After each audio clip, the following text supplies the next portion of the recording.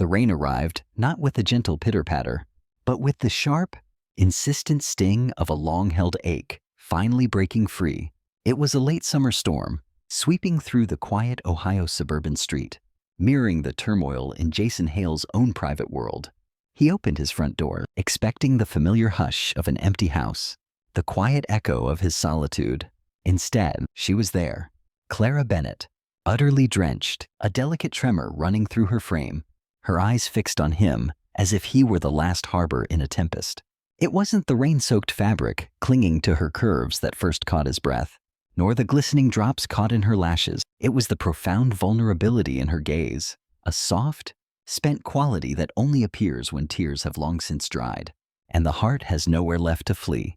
In that raw, suspended moment, the world outside dissolved, leaving only the sound of rain, the shallow catch in his own breath, and the undeniable pull between two souls whose paths were about to intertwine in a way neither had anticipated. He hadn't seen Clara in nearly 7 years, not since the careless days of college had scattered their lives like dandelion seeds on the wind. Back then, she was a sunbeam, wrapped in a laugh, her worries often hidden behind a bright, defiant smile. Now, standing on his porch, she carried the quiet weight of countless storms, yet still possessed the formidable strength to knock on his door. Jason stepped aside, an unspoken invitation in his gesture, letting her into the warmth without a single question. He closed the door with a tender caution, as if the slightest sound might shatter the fragile moment. Or perhaps her. Clara spoke of driving to Chicago, of a life she was trying to piece back together after a relationship that had frayed her spirit thin.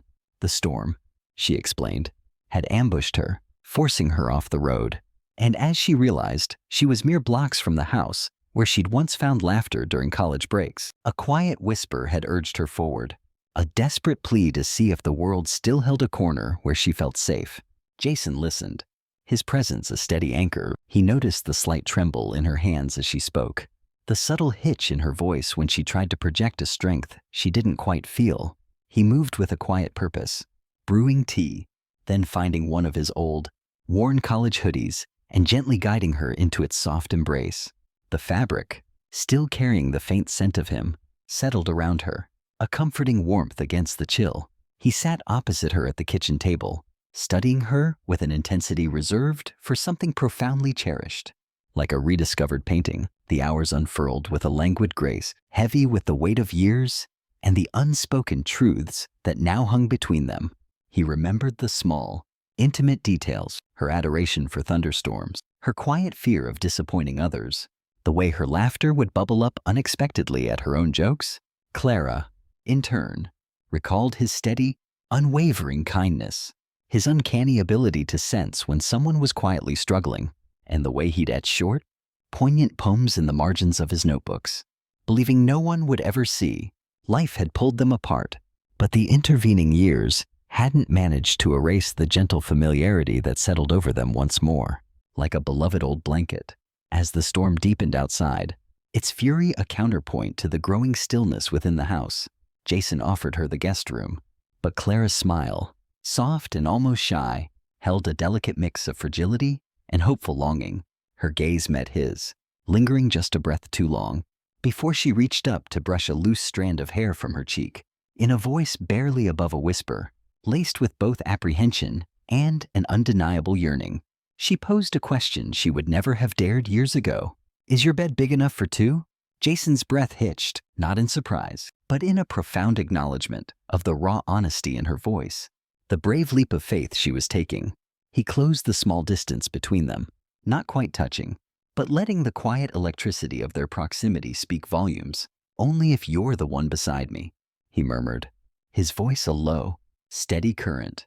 It wasn't a moment of abrupt desire, but one of profound refuge, two souls, long adrift, finally finding a port where the world's cacophony quieted to a gentle hum.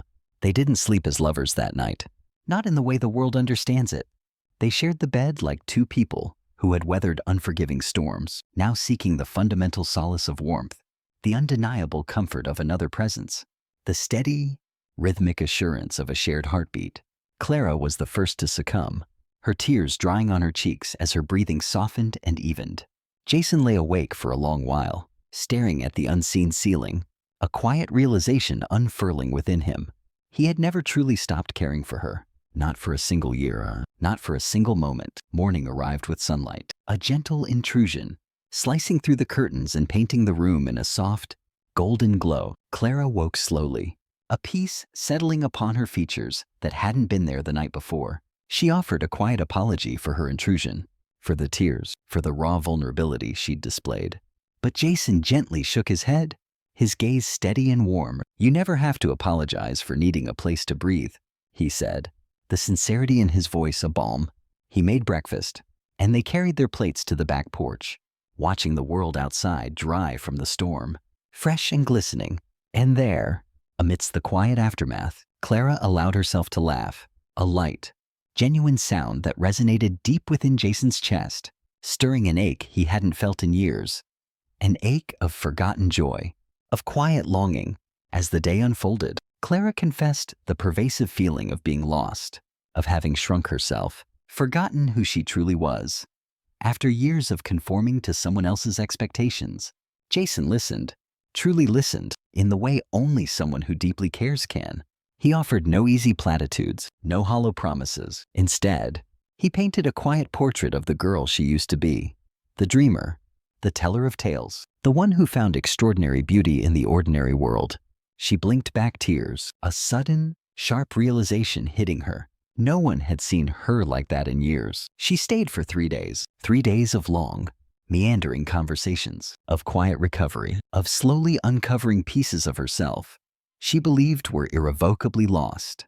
Jason never pressed, never urged her to stay longer, never made her feel indebted. He simply created a space, a sanctuary where she could breathe, rebuild, and slowly remember that she was worthy of gentle things. But on the 4th morning, Clara knew she had to continue her journey. She needed to start anew, to gather the courage to construct a life that was truly her own. Jason nodded, a familiar tightening in his chest at the thought of her leaving. He walked her to the front door, the very same threshold where she had appeared, drenched and broken, just days before she stepped outside. Clara turned, her gaze meeting his with a softness that held gratitude, affection, and something deeper still. Something that felt like the nascent stirrings of love. "If life gives us another chance," she whispered, her voice a delicate promise, "maybe I'll come back, not broken, not lost, but ready." Jason managed a faint smile, an effort to conceal the quiet ache that settled in his chest. "I'll be here," he replied, his voice a low, steady anchor. Clara drove away, and Jason remained on his porch, standing long after her car had vanished from view. The memory of her smile, a lingering warmth in the crisp morning air. He didn't know when, or even if, she would return. But he knew something fundamental had shifted, not just for her, but for him too. Sometimes, love isn't a sudden, electrifying spark. Sometimes, it's a quiet promise, whispered in a moment when two hearts finally find the courage to speak their truth. His quiet porch in Ohio had reminded him of something vital. Even after the longest storms, even after heartbreak and the deepest fears, love, in its own gentle way, always finds its way home.